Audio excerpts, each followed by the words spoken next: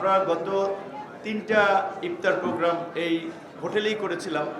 আমাদের সিনিয়র রাজনৈতিক নেতৃবৃন্দ বিশেষ করে মির্জা আব্বাস সাহেব এখানে বলেছেন যে বিগত সময়ে আমরা তাদের সিনিয়র নেতৃবৃন্দর চেয়ে ইয়ং নেতৃবৃন্দ বিশেষ করে ছাত্রদল, যুবদল, জামাতের লোকজনের জন্য আরও একটা ভীতিকর পরিস্থিতি ছিল। গতবার যদিও সেক্রেটারি জেনারেল সাহেব এসেছিলেন, এবারও তিনি এসেছেন।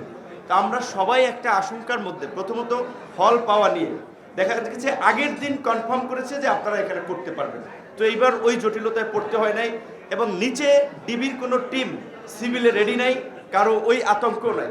তো আমরা এই ফ্যাসিবাদ মুক্ত বাংলাদেশে প্রথমবারের মতো স্বস্তির একটা নিঃশ্বাস ফেলে আমরা একটা শান্তিপূর্ণ ইফতার আজকে সমবেত হয়েছি। সেজন্য আল্লাহর কাছে শুকরিয়া আদায় করি যে আল্লাহ আমাদেরকে এই মুক্তির ব্যবস্থা করে দিয়েছেন।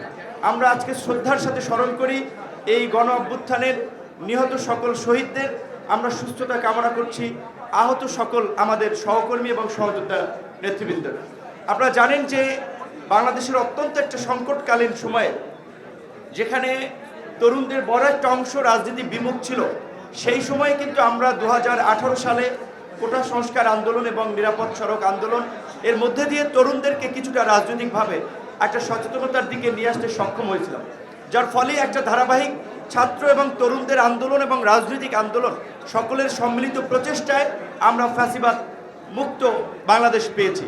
আজকের এই ফ্যাসিবাদ মুক্ত বাংলাদেশে যেন নতুন করে কোনো ফ্যাসিবাদ তৈরি না হয়, নতুন করে আমাদের যেন কোনো শঙ্কা তৈরি না হয়, সেজন্য আমাদেরকে সর্বশেষ আব্বাস সাহেব যেটা বলেছেন এটাই আসলে বাস্তবতা, যে আমরা এখানে সব রাজনৈতিক দল মত পথের ভিন্নতা থাকা সত্ত্বেও যেমন একই টেবিলে আমরা বসে ইফতার করছি, আমরা এখানে সমবেত হয়েছি।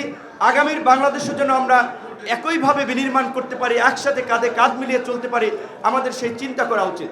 আজকের এই রাষ্ট্র সংস্কারের যে আমরা আলোচনা করছি বা রাষ্ট্র সংস্কারের যে আওয়াজ উঠছে, রাষ্ট্র সংস্কারের অংশ হিসেবে বাংলাদেশের গণতান্ত্রিক উত্তরণ জরুরি।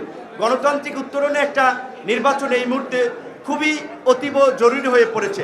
নির্বাচন নিয়ে নানান ধরনের সংকট এবং শঙ্কা তৈরি হয়েছে। আমরা আশা করি প্রধান উপদেষ্টা ডিসেম্বরের মধ্যে নির্বাচন দেওয়ার যে অঙ্গীকার করেছেন, ডিসেম্বরের মধ্যে আমরা একটা অবাধ সুষ্ঠু নিরপেক্ষ নির্বাচনের মধ্যে দিয়ে আমরা বাংলাদেশের নতুন দিগন্তের পথে আমরা হাঁটতে সক্ষম হব।